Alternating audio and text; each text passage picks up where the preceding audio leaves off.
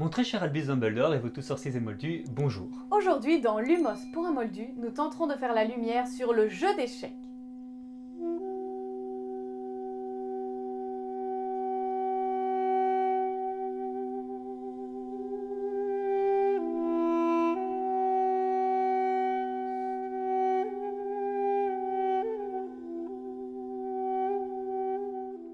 Le premier opus de la saga offre un spectacle assez particulier pour les yeux des moldus. Nous assistons à des parties d'échecs version sorcier. La différence avec une partie d'échecs traditionnelle moldue, c'est que les pièces s'animent pour offrir un spectacle de guerre aussi réaliste que possible, et dans lesquels les pions s'affrontent et s'entre-déchirent. Ce maléfice permet une immersion totale pour le plus grand plaisir des joueurs d'échecs sorciers.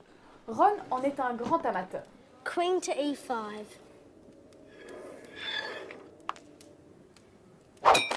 Mais si ce jeu semble innocent aux yeux des sorciers, le spectateur moldu ne pourra pas s'empêcher d'être mal à l'aise face à ce spectacle d'une grande violence. Comme le souligne Hermione lorsqu'elle assiste elle-même à l'une de ces parties. That's totally barbaric. That's wizard's chess. Pourtant, à bien y réfléchir, le jeu d'échecs est un jeu violent. Ce n'est pas parce que dans la version moldue, les pions ne s'animent pas que cela rend le jeu moins violent. Il est tout de même question d'affrontement, de stratégie, de sacrifice et de mise à mort à sang-froid. L'abstraction que confère l'apparence stylisée de la pièce n'y change rien. C'est un peu comme deux dirigeants tout-puissants qui manipulent leurs pions pour un plus grand bien, la victoire. Et si cela doit se faire au prix de sacrifices, eh bien, qu'il en soit ainsi. Hermione est choquée par la version pour sorcier du jeu d'échecs, lui faisant prendre conscience de la violence de celui-ci. Ron, quant à lui, prend conscience de la violence de ce jeu lors des épreuves dans les souterrains de Poudlard. Le trio joue à une partie taille réelle. Et c'est là que Ron commence à réaliser toute la gravité de ce jeu. Il va même faire l'expérience du sacrifice de soi. Il va ressentir l'effroi, la peur de la mort, mais aussi la nécessité de ce sacrifice. Il va grandir cette nuit-là, notre petit Ron. Il n'en ressortira pas indemne. Mais cette partie à taille réelle n'est là que pour préparer nos trois héros à une autre partie d'échecs autrement plus réaliste et douloureuse. Celle qui se joue entre Albus Dumbledore, vous-même, et Lord Voldemort, durant laquelle personne ne sera épargné. Comme vous l'aurez compris, aujourd'hui nous allons parler de vous, Albus Dumbledore. Tout comme le jeune frère Weasley, vous êtes très doué pour le jeu d'échecs. Votre attitude révèle une propension à la dissimulation et à la manipulation. Et vous ne pourrez pas le nier, professeur Dumbledore. Dumbledore, avouez quand même, entre nous, que vous vous comportez un chouïa comme un joueur d'échecs. D'ailleurs, Dumbledore, vous récompensez vous-même Ron pour la magnifique partie d'échecs dans les sous-sols du château à la première année. To Mr. Ronald Weasley, for the best played game of chess that Hogwarts has seen these many years, 50 points. Ce jeu nécessite de la stratégie et une certaine dose de machiavélisme, ainsi que de la manipulation. Le sacrifice est inhérent à une bonne partie d'échecs, et les émotions ne doivent pas transparaître, ni affecter la détermination d'un joueur d'échecs. Sur l'échiquier, il faut savoir naviguer entre les cases blanches et les cases noires. Entre obscurité et lumière. Il faut faire preuve de prévoyance, travailler en équipe et lorsque le besoin s'en fait ressentir, être prêt au sacrifice et garder en mémoire l'objectif final. Que nous soyons les pions noirs ou les pions blancs, nous sommes tous tantôt victimes, tantôt bourreaux.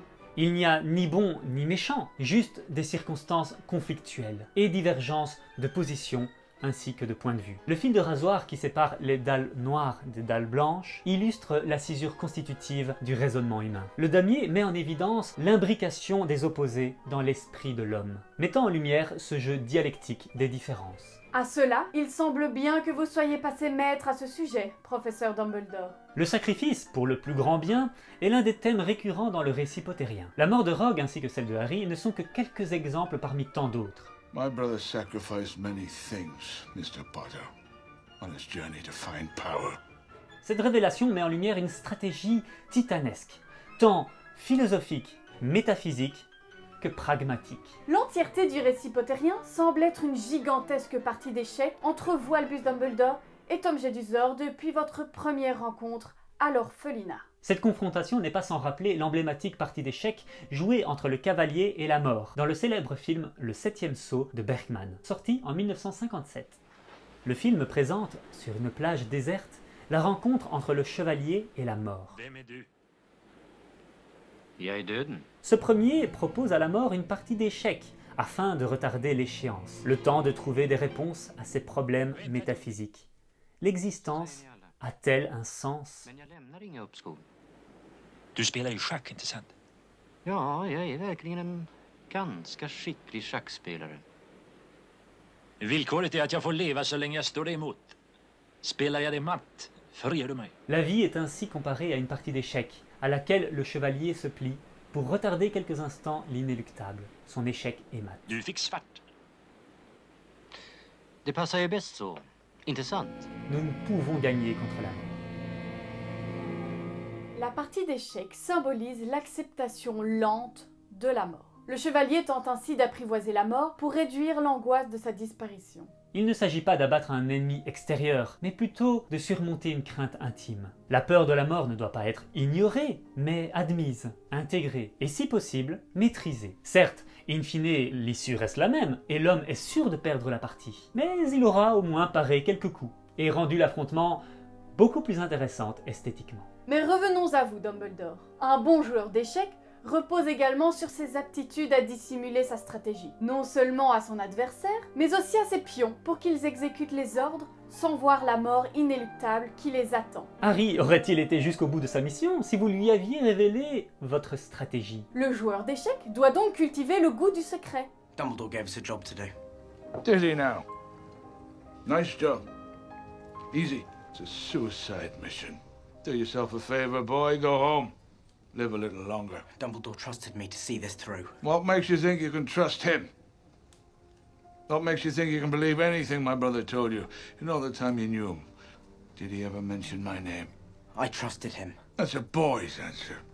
Dumbledore, vous envisagez les différents protagonistes de la bataille comme autant de pions qui servent votre stratégie. Et lorsqu'un sacrifice semble nécessaire, vous n'hésitez pas à l'envoyer à la mort.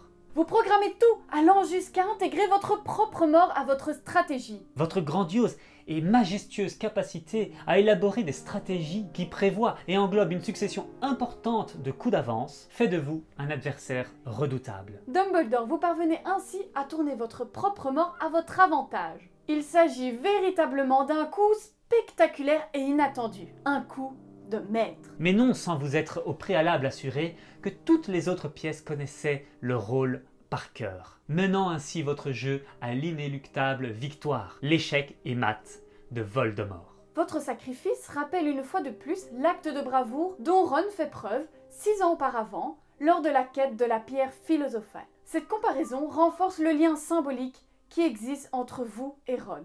Quand j'aurai fait ma manœuvre, la reine me prendra. Et là, tu pourras faire échec au roi. Non! Ron, non! Qu'est-ce qu'il y a? Il va se sacrifier, Hermione! Non, ne fais pas ça! Il doit y avoir un autre moyen! Tu veux empêcher Rogue de voler la pierre ou pas? Telle une partie d'échecs qui s'étend sur plusieurs années, vous avez élaboré une stratégie vraiment très périlleuse, mais qui au final s'est avérée fructueuse. Celle-ci englobe la prévision des actes de vanité de Tom Jedusor, de la loyauté de Rogue et du courage d'Harry. Vous avez appris à chercher à connaître chacune de vos pièces, non pas pour les protéger individuellement, mais pour mener à bien votre stratégie. Pour cela, vous deviez les maintenir partiellement dans l'ignorance de leur rôle. Lisons l'extrait en question. Dumbledore avait su que Harry ne se défilerait pas, qu'il irait jusqu'à la fin, même si c'était sa fin à lui. Car il avait pris la peine de chercher à le connaître, n'est-ce pas? Dumbledore savait, comme le savait Voldemort, que Harry ne laisserait personne mourir à sa place, après avoir découvert qu'il était en son pouvoir d'en finir. Tous vos pions ont ainsi joué un rôle dans votre stratégie, sans jamais apercevoir le dessein final. Ainsi, Dumbledore, chaque protagoniste, s'imagine être en possession d'un savoir unique, leur assurant une supériorité sur les autres. Mais ils ne sont au final que des pions encadrés par vos soins, voués à la mort pour un plus grand bien. En pointant sa baguette sur Harry et formulant le sortilège de mort, Voldemort ignore qu'il se met lui-même échec et mat. Le rideau tombe finalement à la mort d'Harry, révélant un joueur d'échecs vieux et fatigué. Vous, Albus Dumbledore. Mais votre regard et votre sourire rayonnent devant la bravoure et le courage de l'enfant devenu adulte. Ce sont pour toutes ces raisons que certains Potterheads ont émis l'hypothèse selon laquelle vous seriez vous-même la personnification de la mort. offrant symboliquement les 3 reliques à Voldemort, Rogue et Harry. Ainsi, la partie d'échecs symbolique, auquel le spectateur assiste dans le film Le 7e Sceau de Bergman, est bel et bien transposée dans l'œuvre de J.K. Rowling à travers la confrontation stratégique entre vous-même, Dumbledore, et Lord Voldemort. Sauf que le rôle de la mort n'est pas ici incarné par Lord Voldemort, comme nous aurions pu le croire, mais par vous-même, Dumbledore, incarnation de la mort comme une vieille amie. Merci professeur Dumbledore pour vos enseignements. Et votre sagesse. Vous resterez à jamais dans nos mémoires et nos cœurs. Voilà, nous avons tenté de dire. Ainsi s'achève cette vidéo consacrée au jeu d'échecs. Je rappelle enfin que l'interprétation d'un symbole reste personnelle et tutti quanti. Et si vous avez aimé cette vidéo, n'hésitez pas à la liker et à vous abonner à notre chaîne YouTube et Instagram. Nous remercions également pour leur soutien le magasin spécialisé dans l'univers Harry Potter, les 4 Maisons à Liège, lieu de rencontre de tous les Potterheads. Merci et nous vous disons à très bientôt pour un prochain épisode de guide symbolique à l'usage des moldus. C'était Mooney Et Phoenix dans Lumos pour un moldu. Allez, tchuss les moldus! Et ben voilà. Mais que sera le pop du jour? C'est un frère Weasley.